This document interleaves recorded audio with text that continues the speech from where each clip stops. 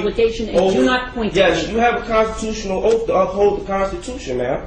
You misunderstand the procedure. I will attempt to explain it to you. Objection. The documents that you want are not documents that are in the court's file at this point in time. Objection, I don't know ma'am. if they would ever be in the court's file at this point in time. That's not my problem, ma'am. Absolutely, it's your problem. But that's your not my position problem. is that you want them from the prosecutor, and you have requested them from the prosecutor. That's right.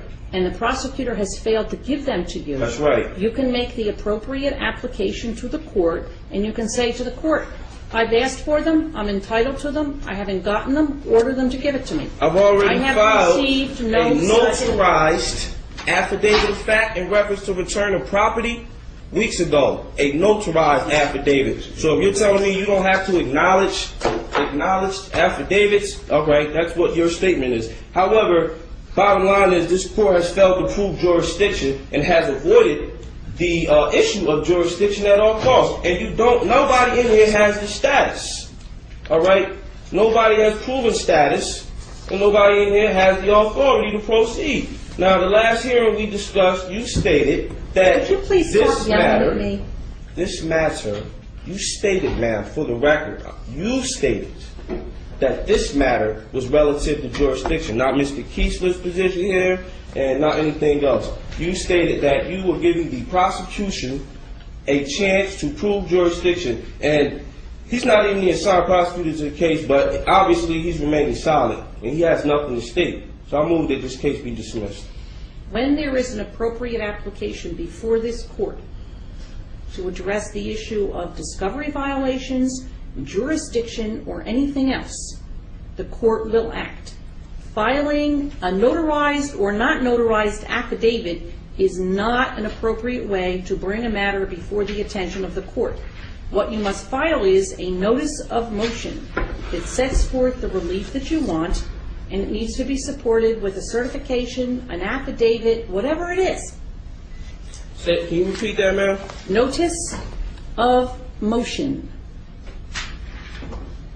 This is exactly what I told Cheyenne Matoda Kushner L. For the record, man, which rule or authority, courtroom rule, statute are you using? It's in the court rules. I do not address that recall. matter? It is in the court rules. I do not recall, and I'm not going to look up for you the exact court rule, but the court rules set out the procedure that you must follow. Objection, ma'am. I'm not a party to society. I'm not subject to your courtroom rules, and you have not proven jurisdiction. And I will never address the issue of jurisdiction until and unless the appropriate application is made before the court, because filing either an affidavit that's notarized or an affidavit that's not notarized does not bring it before the attention of this court. Objection. There is no discretion to ignore the lack of jurisdiction. Joyce versus United States. Jurisdiction is fundamental, and a judgment rendered by a court that does not have jurisdiction in here is void ab initio, and that is application of Y300 P.132 versus caveat. Once jurisdiction is challenged, the court cannot proceed when it clearly appears the court lacks jurisdiction. The court has no authority to reach merits, but rather should dismiss the action. Melo versus United States 505 F2D. When jurisdiction is challenged, the party invoked jurisdiction has the burden of establishing. Basso versus U.S. Power Light Company. Courts enforcement statutes do not act judicially but merely ministerially. Thus, no judicial immunity, and unlike courts of law, do not attain jurisdiction by service of process, nor even arrest and compelled appearance. I'm here by way of threat, duress, coercion. I'm going to make that clear for the record every time I have to appear, if I have to appear. The only reason I'm appearing here is by way of your threat, duress, coercion, or your company's threat, duress, coercion. You can Once read jurisdiction me, is challenged. let me interrupt you, please. You can Okay. read me this until the cows come home. You can read it ad nauseum and ad infinitum. It doesn't change the fact that until the issue is brought appropriately before this court, no ruling with regard to jurisdiction is ever going to be made. Now, let me ask you this question, though. In the other matter, first of all, let me backtrack a little bit. Let me get the correct number out here because we now have two numbers. In the case with indictment number 08-04-0441, which is the one in which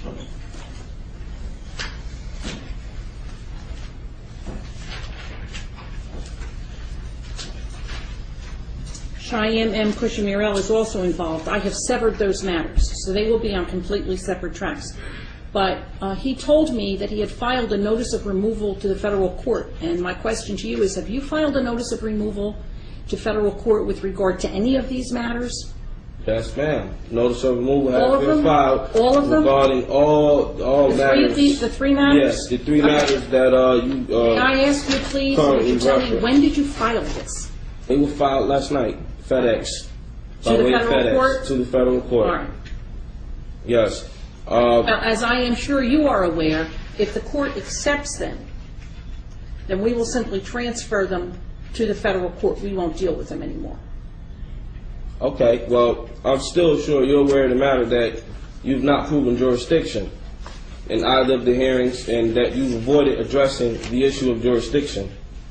And I will continue to not address the issue of jurisdiction until the appropriate motion is filed with the court and the court has the ability to address it and make a determination with regard to it. And Judge, if I could just comment, that's the issue at hand. As currently stands, we are representing. Objection. You're not representing me. Judge. Therefore, it would be our responsibility to file that motion. Given the fact that he will not cooperate with our office, it's impossible for us to do that. Objection. We really need to Well, reach the issue. I want to get Objection. back to what I do want to get back to what Amir KCL said. Now, we addressed the issue to some extent with regard to the indictments. I have here for you, and the record will reflect, that I am giving you a copy of the indictment that has 08-07-0727 and also 08-04-0441. Objection. Just for the record, the Office of Public Defense is not representing me. You don't have any power of attorney for me, and I'm not part of your society, so you cannot represent me, and we do not share nationalities. Okay, now, for the record, Mr. I need the Kramer. nationality of every agent in here, and I need the name and the information, because I'm suing everybody. Mr. Kramer, Everybody. So I need everybody's name and your position, starting with you, excuse me, sir. who is calling out from the audience? I was, ma'am. No, you were not. Um, No, do not hand anything over. Nothing. In the audience, please do not call out while court is in session, or the officer will ask you to leave.